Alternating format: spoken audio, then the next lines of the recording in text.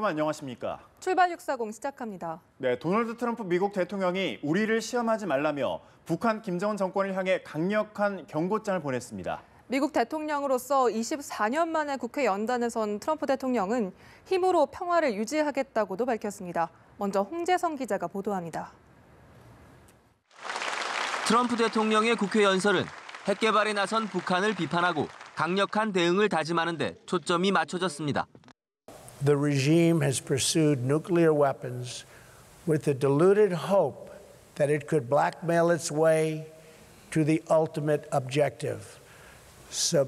And that objective we are not going to let it have. 트럼프 정부는 과거와 다르다며 강력한 경고장도 던졌습니다.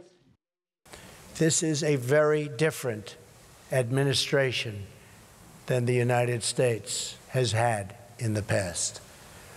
Do not underestimate us and do not try us. 힘으로 평화를 유지하겠다며 동맹국 보호 의지도 단호하게 피력했습니다. I want peace through strength. We will not permit America or our allies to be blackmailed or attacked. 한층 강력한 대북 추가 제재도 예고하며 중국과 러시아도 동시에 압박했습니다. We call on every nation, including China and Russia, to fully implement UN Security Council resolutions, downgrade diplomatic relations with the regime, and sever all ties of trade and technology. 그러면서도 북한과 대화에 나설 수 있는 전제 조건도 제시했습니다. But we are only prepared to discuss this brighter path for North Korea if its leaders cease their threats and dismantle their nuclear program. 연합뉴스 TV 홍재성입니다. 네, 트럼프 대통령의 국회 연설은 예정된 시간을 10분 이상 넘겨서야 끝났습니다. 연설 직전에 문안 내용을 수정했다고 하는데 북한에 줄 메시지를 추가했다는 관측이 나왔습니다. 트럼프 대통령은 연설 후 박수를 치며 화답했습니다. 강민경 기자입니다. 멜라니아 여사와 나란히 본회의장으로 들어서는 트럼프 대통령을 여야 의원들이 박수로 환영합니다. 정세균 국회의장이 트럼프 내외를 소개했고 트럼프 여사님을 소개하고자 합니다. 여사님. 미국 국무위원들 사이에 앉아있던 멜라니아 여사도 활짝 웃으며 자리에서 일어나 인사했습니다. 단상에 올라 발언을 시작한 트럼프 대통령은 특유의 손짓과 표정으로 순식간에 이목을 집중시켰습니다. 단호한 표정으로 대한민국의 발전과 한미 동맹을 강조했고 여야 의원들은 박수로 화답했습니다. 트럼프 대통령이 평소 관심 있던 한국 여성 골퍼들의 활약상을 이야기할 때는 곳곳에서 웃음이 터져나왔습니다. 예정보다 13분이나 넘겨 35분 동안의 연설을 하는 동안 의원들은 22번의 박수를 보냈습니다. 연설을 마친 트럼프 대통령은 손으로 의석을 가리키며 화답하듯 함께 박수를 쳤습니다. 퇴장할 때 악수하기 위해 몰려간 의원들은 트럼프 대통령과 사진을 찍기도 했습니다. 앞서 대한애국당 조원진 의원은 입장 전 박근혜 전 대통령의 석방을 촉구하는 피켓을 들었다가 퇴장당했습니다.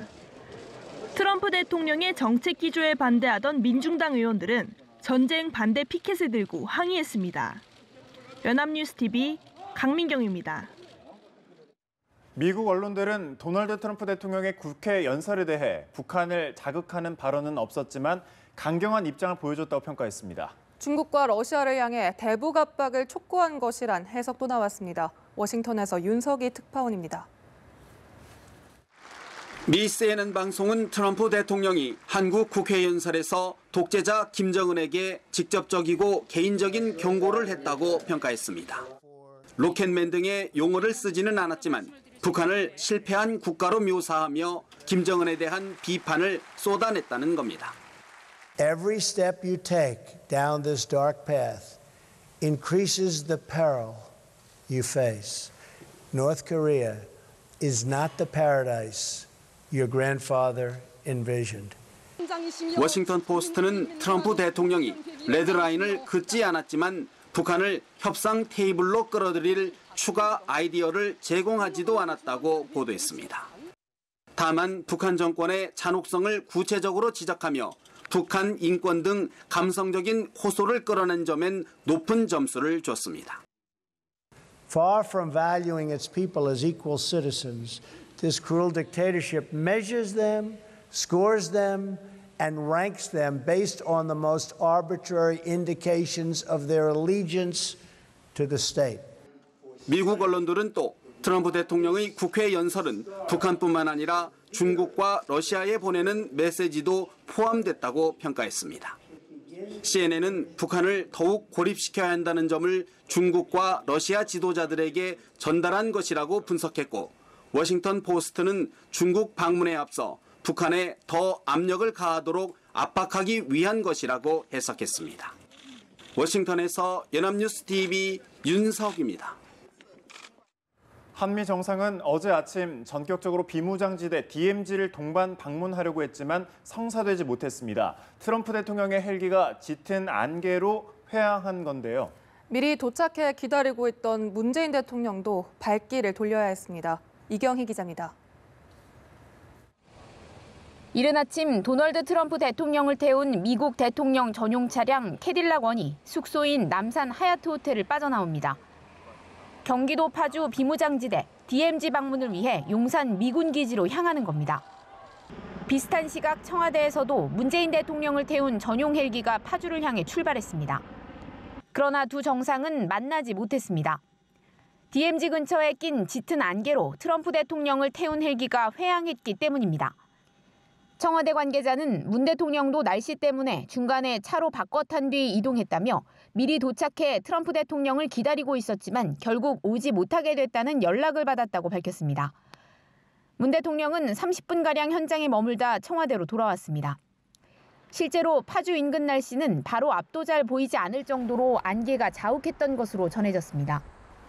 청와대는 트럼프 대통령의 방문 의지가 강했지만 미국 측의 경호 규정 때문에 헬기를 돌릴 수밖에 없었던 것으로 안다고 설명했습니다.